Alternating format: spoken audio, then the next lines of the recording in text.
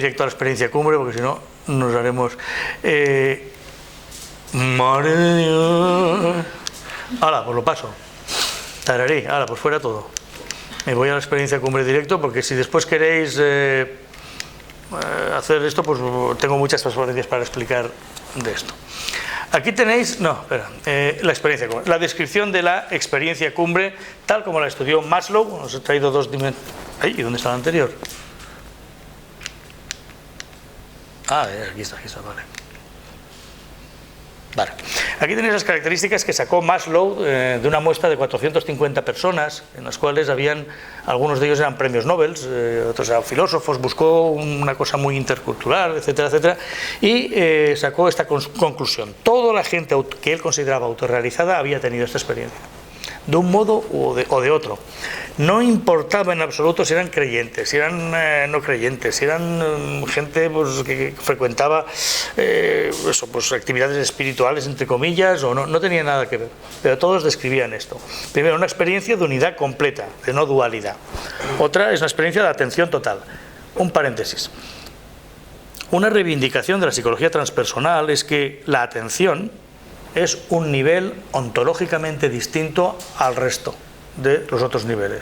Normalmente suele decirse, o suele entenderse, pues en la psicología de la atención como el foco de la mente, el foco del pensamiento, y se suele asimilar concentración con atención sin ninguna diferenciación, y se entiende que la atención, por tanto, es una capacidad más bien cognitiva, ¿no?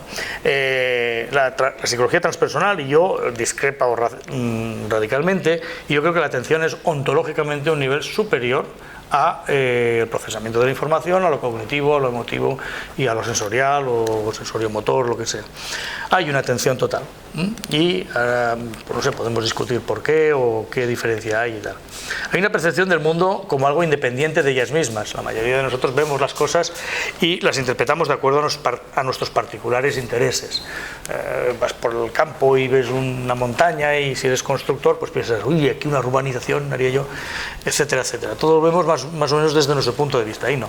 Enriquece la percepción en vez de generar aburrimiento. La mayoría de nosotros, cuanto más conocemos, más nos aburrimos de las cosas. Aquí sería al revés. Se trasciende el ego, es una experiencia finalista, no es un medio para conseguir algo. Por ejemplo, la mayoría de nosotros trabajamos para que nos paguen, para mantener a nuestros hijos, para irnos de marcha, para pagar el piso, y por tanto es una experiencia, la nuestra laboral, instrumental, ¿no? Para conseguir un fin. En este caso, la experiencia en sí misma es un fin y nadie la hace o la experimenta para algo. Será desorientación del tiempo y el espacio, uno lo pierde, se experimenta como placentera, gozosa, más absolutas y menos relativas, son independientes de la cultura. Quiero decir que la descripción sorprendentemente se parece, por mucho que la raíz cultural del individuo sea totalmente distinta. Se da un conocimiento más bien pasivo y receptivo, una sensación de admiración, reverencia, abstracción junto a lo concreto, trascendencia de las habituales dicotomías. La percepción es ideográfica, de ver las cosas, digamos, cada una en su propia esencialidad, su propia diferencia o discrecionalidad, no como una categoría taxonómica que tú puedes ahí atribuir a algo que ves. Hay una pérdida de temor y ansiedad, y hay un isomorfismo entre lo interior y lo exterior. Como veis, ya de por sí, por ejemplo, no sé, estoy pensando en esto, en temor y ansiedad. Hay una cosa en el mindfulness que está teniendo muchos éxitos, hay muchas investigaciones empíricas ya hechas, de que parece ser que el mindfulness, una de las cosas que mejor trabaja es todo lo que sean los estados de ansiedad y de temor. Pues aunque fuera solo por esto, valdría la pena pues entonces investigar estas cosas, ¿no?, de la experiencia cumbre, ¿no? Gimelo más tarde hizo una investigación parecida y bueno, llegó a conclusiones parecidas, pero algunas cosas son un poco distintas, ¿no? O me ha gustado. Pero sensación de objetividad y realidad profunda, o sea, como diciendo, lo real es esto, no la percepción normal, ¿no? En esto hay una cualidad no ética, una sensación o intuición de verdades profundas que están ahí captando ahora mismo de forma directa, ¿no? Hay una inmediatez radical, ¿no? Os cita por un montón de gente que lo ha relatado y todo eso. Se supera siempre el dualismo, por eso decimos que estas experiencias son no duales. Hay una pérdida del sentido de causalidad, o Esto es importantísimo. Yo creo que una de las cosas que aún no nos hemos dado cuenta es que la ciencia actual sigue instrumentalizándose de forma causal. Una variable independiente que causa una dependiente. En esa, además, asociación entre la independiente y la dependiente siempre tiene que haber una asincronía, interviene el tiempo.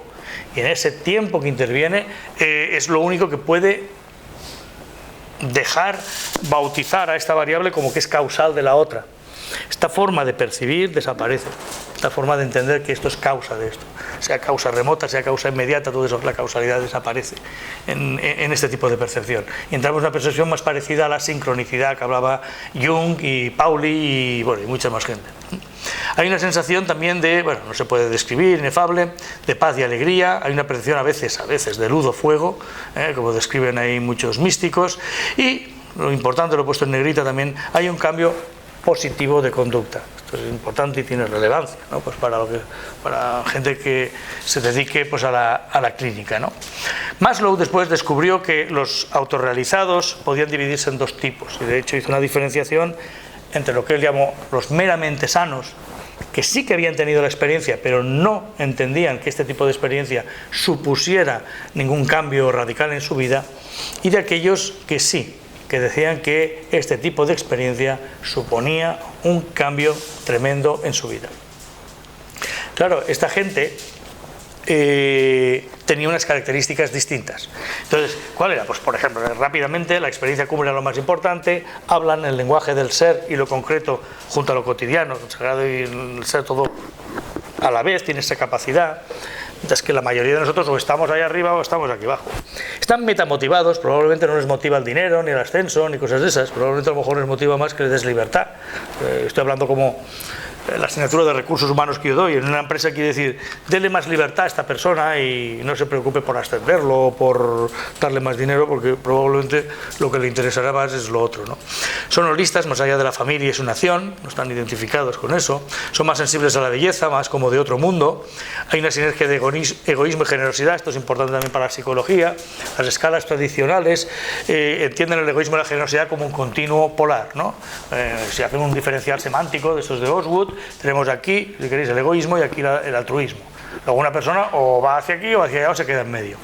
Estas personas puntuarían muy altas en egoísmo y muy altas en generosidad, con lo cual se cargarían las famosas escalas F de fiabilidad de los tests y sin embargo pues tienen esas características como algo ortogonal, lo que suele decirse en estadística o lo que decimos en economía son linealmente independientes, variables absolutamente independientes. Una persona puede ser muy egoísta y a la vez muy altruista, no o altruista o egoísta.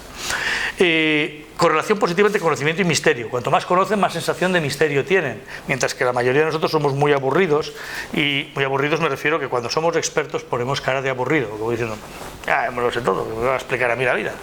Mientras que esta gente, cuanto más conoce y más descubre, más...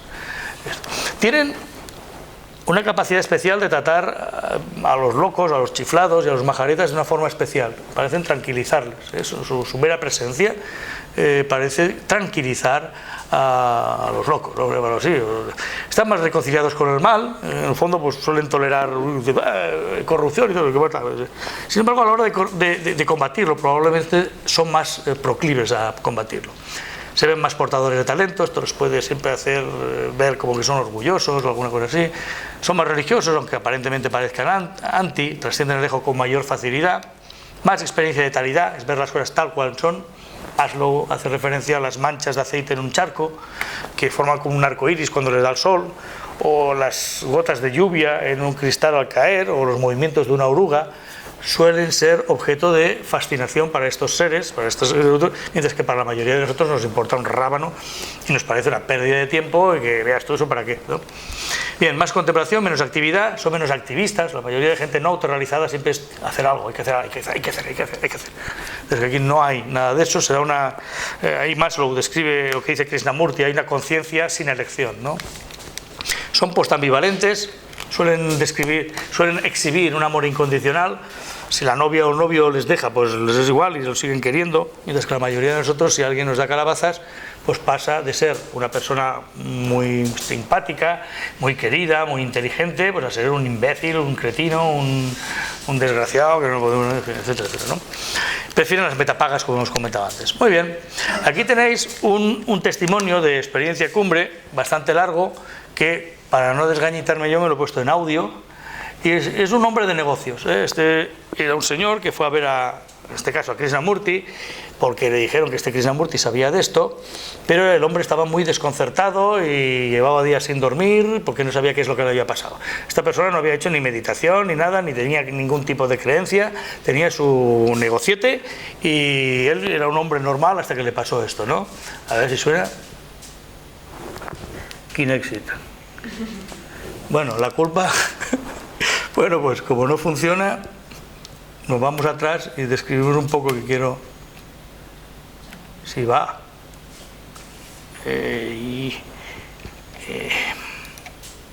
Anterior.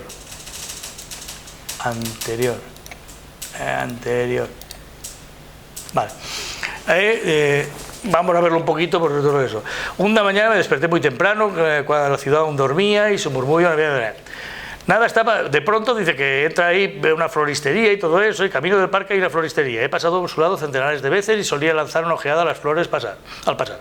Pero aquella mañana me detuve frente a ella. Mientras estaba allí mirándoles me di cuenta de que estaba yo sonriendo y riendo con un gozo que nunca hasta entonces había experimentado. Aquellas flores me hablaban y yo les hablaba a ellas. Yo estaba entre ellas y ellas formaban parte de mí. Chimpú, ahí se va al parque, empieza a escuchar música, dice que de pronto no podía casi ni andar. Y al final termina diciendo, daría todas las cosas del mundo, mi vida y todas mis posesiones para vivir de nuevo en aquel mundo. Una de las descripciones, no lo he dicho, pero que Maslow reiteradamente encuentra cuando la gente había vivido la experiencia cumbre es que la gente dice, podría morir en este mismo momento y no me importaría. Bueno, aquí tenéis entonces... Yo creo que... más un porro, es un poco lo mismo. Lo que acabas de... Espera Paco, déjame, es que vamos ahí, es que ahora viene eso. Pero yo creo que no hace falta morirse ni nada. Si uno se fuma un porro, ¿no?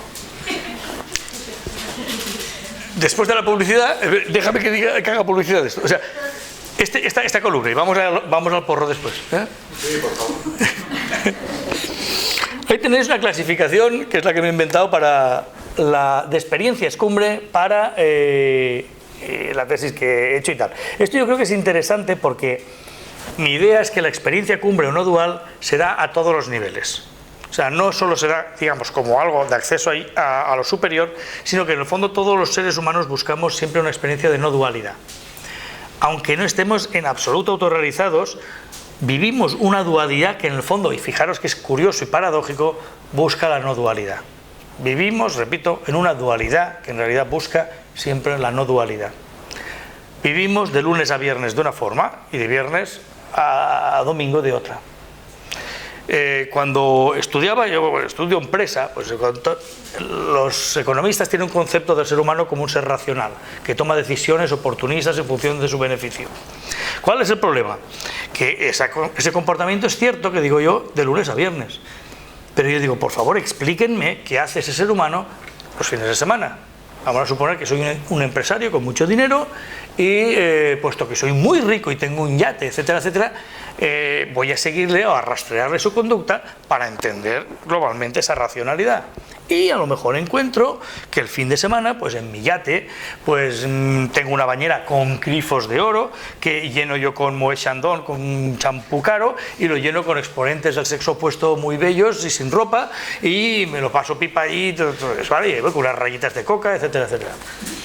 Esto hay que incluirlo en el modelo. O sea, si ese mismo ser humano de lunes a viernes está funcionando de determinada forma, no me sirve usted que dice, ya, pero hablamos de conducta racional del hombre económico dentro de la empresa. No, yo postulo que precisamente quien actúa después del fin de semana así de forma tan poco racional es porque antes está funcionando de la otra y está sujeto a una dualidad, digamos, que le hace funcionar de esta forma pendular. Por tanto, entre semana, muy bien, muy racional para ganar dinero, todo eso, pero después, fin de semana haces lo otro. Probablemente intuyo que cuanto más fuerte sea tu régimen aquí, más fuerte será después tu despenduleo el fin de semana. Muy probablemente. Mientras que a lo mejor alguien que lo tenga todo más armonizado, no habrá tal diferenciación, o no habrá una diferenciación tan grande, ¿no?, entre ocio y negocio. Porque sabéis que negocio, business, nosotros se supone que yo soy profesor de business. Business viene del inglés, que es busy, y busy quiere decir ocupado. Luego, negocio es la negación del ocio, ocio, ¿no? Por tanto, business es lo mismo, negocio, negación del ocio. ¿Para qué? Para estar ocupados continuamente. ¿Para qué? Para ganar más dinero. ¿Para qué? Y el fin de semana, ya puedo, ¿qué? Pues ahora verás tú, este fin de semana. Y, vale.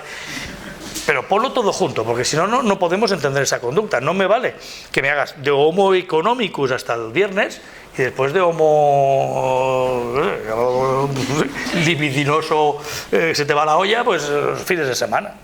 No puede ser, inclúyelo.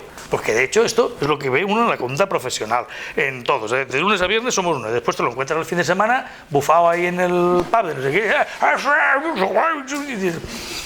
Y eso lo hacemos todos, lo incluye dentro de esa racionalidad eso, porque si no, no podremos entender. Por tanto, ¿cómo estamos consiguiendo eso? Pues probablemente el fin de semana, el beber, por ejemplo, el alcohol, la fiesta, la diversión, etcétera, etcétera, busca en el fondo una experiencia no dual.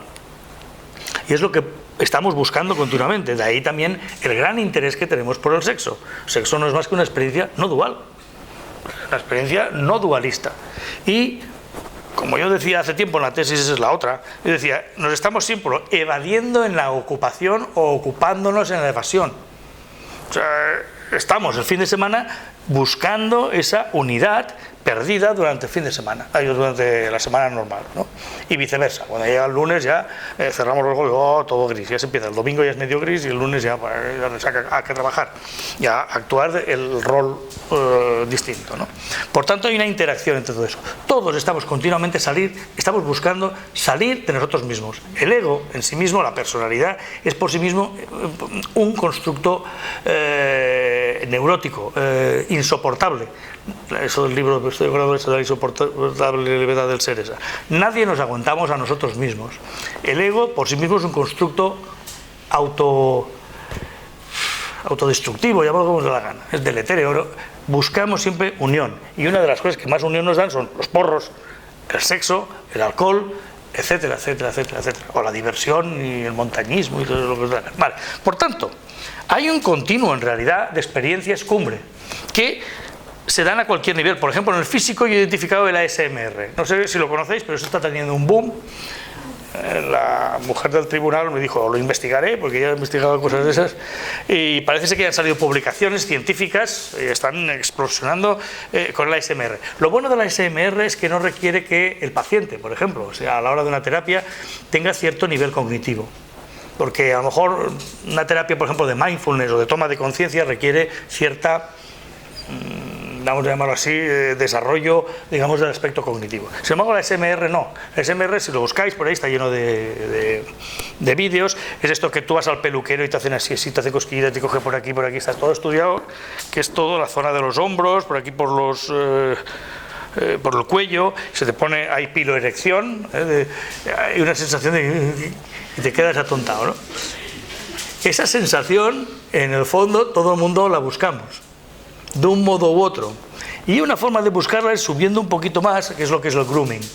Ojo, porque grooming está poniéndose hoy de moda en término haciendo referencia a gente mayor que busca abusar de menores vía internet. El grooming sería el alimentar al niño para después llevártelo a la cama. Es una acepción que no me refiero a eso. Me estoy refiriendo a la conducta etológica, tal como lo estudian los etólogos, que es la conducta normalmente de desparasitaje de los animales unos con otros. Los mamíferos superiores se desparasitan y muchas veces si uno se acerca se da cuenta que no hay tal piojo. No, en realidad no están despiojándose. Es una conducta invacua, como los palomitos estos de Skinner, que cuando la hembra veía al macho empezaba a hacer como que comía, pero en realidad ves que no está comiendo. Está haciendo esa despistada, ¿no?, para que vaya al macho. Pues el grooming probablemente sería esta actividad de caricias intercambiadas entre elementos de algún tipo de comunidad, de animales o de seres humanos. donde más se da, o como más lo podríamos ver, pues son las parejitas recientes. Ya podéis imaginar, ¿verdad? Todo el sobeo, todo el rollo, pues eso sería el grooming, ¿no? ¿Y qué se está buscando ahí? ¿No? Aparte de la anécdota o lo que pueda ser pues, un poco irónico, ¿no? Pues esa unidad. Esa ahí, saliva, apriétame más, vale. Pues eso sería un poco el grooming tal como yo lo entiendo. Y es una conducta que intenta buscar algo no dual, una experiencia no dual, ¿no? La pertenencia, pues bueno, la podríamos ver, pues, vamos a ver al Barça o al Madrid o lo que sea, pues, y ¡ole! Tira, bueno, pertenece, ¡wow! Bueno, pues eso sería otra experiencia no dual también, ¿no? La intimidad, pues sería la propiamente esta de grooming, pero si queréis, pues más ligado a lo emocional. La sensación de victoria cuando hacemos cualquier tipo de deporte o cualquier tipo de juego de cartas o lo que sea, pues he ganado o algo así, me han dado una medalla, o no digamos el honor del homenaje, ¿no? Me hacen un homenaje a fulano que se jubila. Aquí me traen un regalito los compañeros, gracias, quiero que sepáis, en fin, honor, ¿no? La experiencia de honor, y se pone a llorar el que se jubila, todo ese rollo. Pues toda esa experiencia también es una experiencia no dual, una experiencia de honor. No estoy burlándome, Y aquí entramos en las famosas de hoy en día, ¿no? Una de ellas es el flow. Desde mi punto de vista, esa experiencia no dual de flow tiene al ego presente. Sería un ego, esto es una discusión que tuve con el tribunal, no me lo admitieron, así que bueno, pero bueno, para mí, tal como lo hace la descripción que hace Csikszentmihalyi, que es un hombre ya rarillo, es que el flow es una tensión dialéctica entre capacidades o habilidades de uno y el reto sentido. Por tanto, ante un reto intermedio y que yo me siento capaz de ello, yo entro en flow. Y eso para mí todo eso es del ego. Y lo que es un ego, pues entiéndose la más de cómodo, de easy going, si se quiere, un tipo de experiencia, pero es el ego más contento que unas Pascuas de hacer algo que le mola, ¿no? Pues vale, eso sería un poco el flow. Vale, está muy bien la psicología esta de la felicidad y todo eso, yo no puedo con ella, pero bueno, bueno, pues vale, es una experiencia cumbre a nivel personal, que digamos de personalidad integrada, diría yo. Y aquí entramos con el famoso mindfulness que está tan emergente hoy en día y que creo que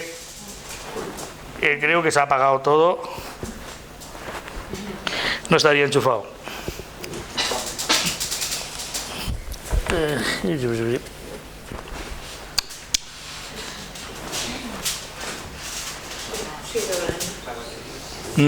Espera, se lo puedo enchufar bien, ¿no?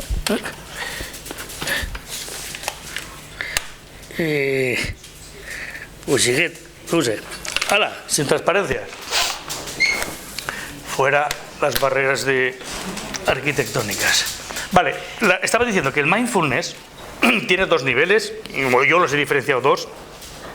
Un mindfulness más bien que le llamo yo de awareness, que sería de darse cuenta, y otro nivel que tendría más que ver con la experiencia cumbre.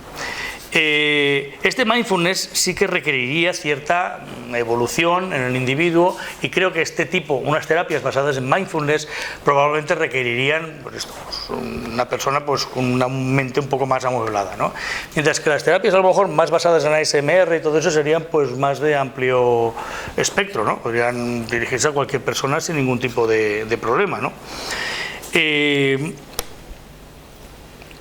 A su vez, el mindfulness tampoco llega a lo que es la experiencia cumbre pura, como lo estábamos comentando, ¿no? La experiencia cumbre solo puede llegar en un momento en que tú no la estés deseando o no estés forzándola, ¿no? Es algo como un insight que viene directo y pues, hace una presencia, y cuando te crees que lo vas a atrapar, pues se va, ¿no? Esto es lo interesante de la experiencia cumbre. Os estaba buscando, como le comentaba... no me acuerdo quién. Bien, antes que estaba buscando porque encontré para la tesis, pero después no lo utilicé porque mi tesis no era de clínica, ejemplos clínicos que están utilizando la experiencia cumbre para terapia. Ya lo buscaré y os lo pasaré si os interesa y tal, ¿no? La idea es que cuando hay una experiencia cumbre hay como un reordenamiento natural, comillas, de lo que sería la psicología, también comillas, normal de un ser humano. Hay una cosa que leí de Eckhart Tolle, no sé si lo conocéis, que hay una escena en un capítulo que cuenta él que me hizo mucha gracia, que es una amiga suya que le aporrea el timbre a las 11 de la noche, estaba asfixiada, que le había pasado algo, por favor, tengo que hablar contigo, por favor. Y sube ahí, se sienta, ¿qué te pasa? Y empieza a decir, en mi finca me quieren echar porque no quiero pagar la escalera, porque me han puesto un ascensor sin mi permiso, bueno, un rollo. Y la tía estaba atacada. Entonces, los que se vayan a la mierda, no sé qué, no sé cuántos, y otro está escuchando y empieza, ¿y qué hago? Dime qué hago, porque tal. Y de pronto, dice, es de un silencio, dice, hubo así como una especie, no sé, como de presencia, eso que pasa a un ángel o algo así. Y dice, que si tú silencio, de pronto se me queda mirando y dice, esto que te he dicho es una chorrada, ¿verdad? Y dice, ya está, me ha ayudado mucho. Y se fue. No hubo ningún tipo de intervención por parte del otro. Hubo, podríamos llamarlo una especie de insight, ¿no? A su vez, este insight, es lo que quería ahora enseñaros para acabar, se podría dar en siete, vamos a llamarlo así, dimensiones distintas. Una puede ser experimentada como una dimensión de poder. Por ejemplo, desde la dimensión de poder se entendería como que has penetrado, quizá de ahí viene pene, ¿no? De penetración, has penetrado en algo que te era velado hasta ahora y has arrebatado el reino de Dios por la fuerza, ¿no? Que se decía. Y has accedido a algo y has descubierto algo, ¿no? Algo que hasta ahora te ofrecía resistencia para entenderlo. Pero desde otro aspecto, desde lo que es el aspecto del amor, pues sería vivido como una conciencia inclusiva. Ahí sí que entraría un poco más las experiencias místicas o alguna cosa así, ¿no?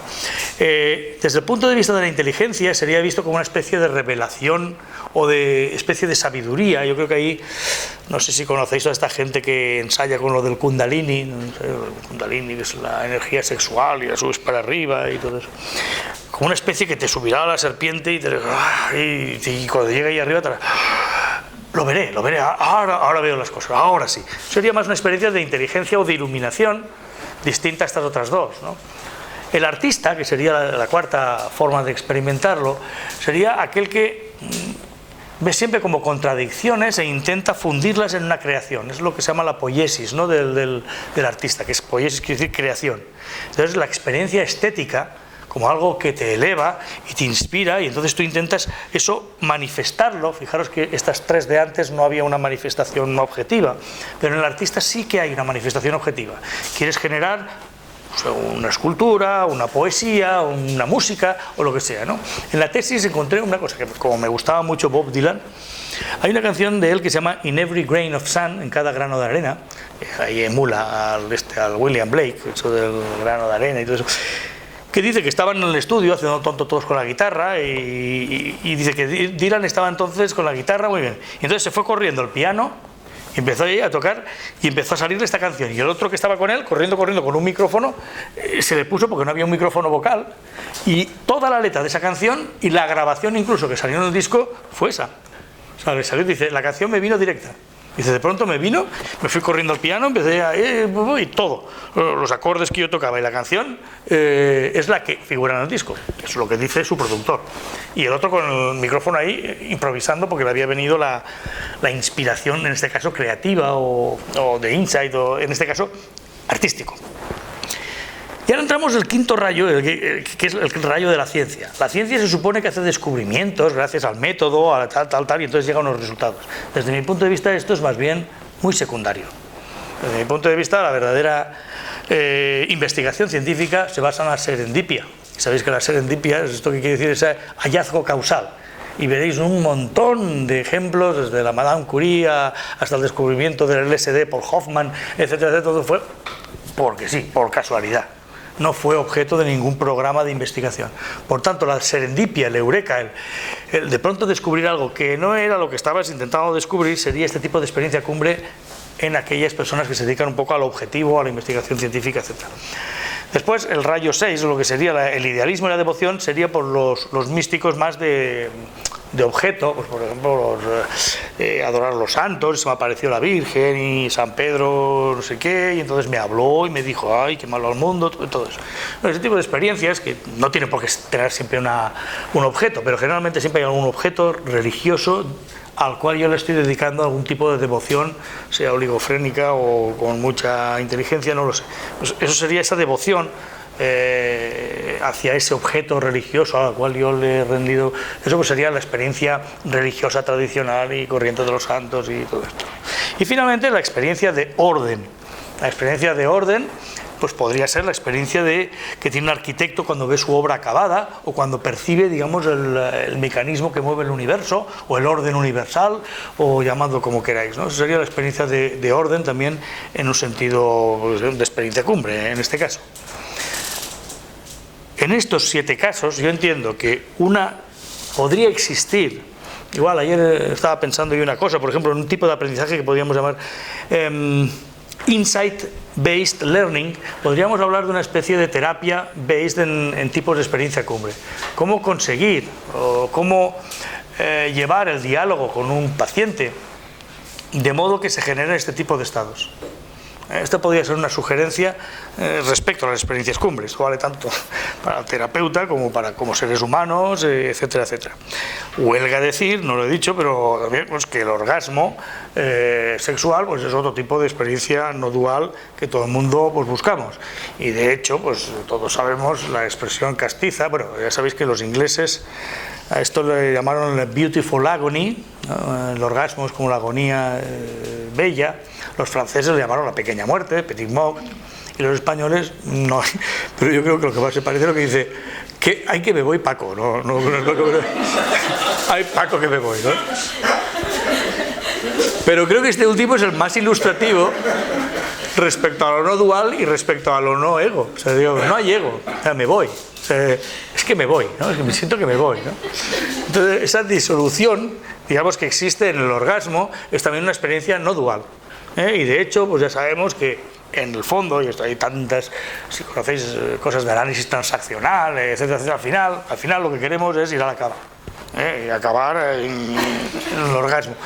Entonces, esto yo creo que es una buena, no sé, orientación para entender que la mayoría de nosotros, la ansiedad primordial que todos tenemos, etcétera, etcétera, es porque nos sentimos duales, separados, y estamos buscando de forma más o menos consciente estas experiencias de no dualidad. Y estas experiencias de no dualidad, hemos dicho, puede ser el sexo, puede ser el baile y todo. Bueno, si de hecho os fijáis, yo cuando doy el tema de cultura, yo digo, mirad, el tema de cultura, sea en una empresa o en cualquier sitio, siempre hay 4 componentes, siempre. Está por un lado algún tipo de creencia religiosa, la Virgen del Liedo, el no sé qué, el San Francisco mártir, San Vicente, no sé, bueno, siempre hay un santo, siempre hay algo religioso, ¿no? Siempre hay algo cultural de creencias aquí, el rosquito de la Magdalena, todo eso, muy bien. Siempre hay música, siempre hay baile, y hasta ahora se ha roto todo, los bailes siempre eran una recreación del acto sexual, o sea, los hombres y las mujeres, y mujer, hombre, ¿no? Siempre el sexo y a moverse, ¿no? Y después siempre hay algún tipo de enteógeno o alterador de la conciencia, sea el alcohol, sea lo que os dé la gana, ¿no? Y todo eso va juntito siempre. O sea, yo les digo, mirad, que llegará la Magdalena, llega Navidad, ¿qué es la Navidad? La fiesta religiosa. ¿Y qué hacéis en Navidad? Y dice, ¿qué hacemos? Beber como cosacos y comer como cosacos. Y dice, vale, pues, ¿y qué hacemos en la Magdalena? También hacemos lo mismo. Pues, siempre que hacemos lo mismo, fiesta, desenfreno y toda la cosa, etcétera, etcétera. Esa es la búsqueda de la no dualidad. Y hace tiempo yo escribía, digo, en la medida que la religión fracasa, las tascas, las discotecas, todo esto tiene que subir, porque es lo que lo sustituye. Y ahí vamos ahí y repetimos un mantra continuo, en vez de decir Santa María, Madre, amén, amén, pues utilizamos la música esta, y al final entramos en trance realmente. Es un trance no dual. Es un trance en el cual se ha disuelto eso. Entonces yo creo que todo esto es valioso, un poco entender que en el fondo estamos todos buscando esto y podríamos entender las patologías como una forma no adaptativa de búsqueda consciente o inconsciente de esta no dualidad primordial, ¿no? Esta sería un poco la cuestión. Muchas gracias, podría ir o lo que sea, y ahora podemos hablar de los porros o lo que sea, ¿no? No sé. Hablan de los porros. No. Todo, sí. La experiencia de embriaguez, de las drogas, ¿eso tiene algo que ver con una experiencia? Sí. O sea, el acceso a estos campos...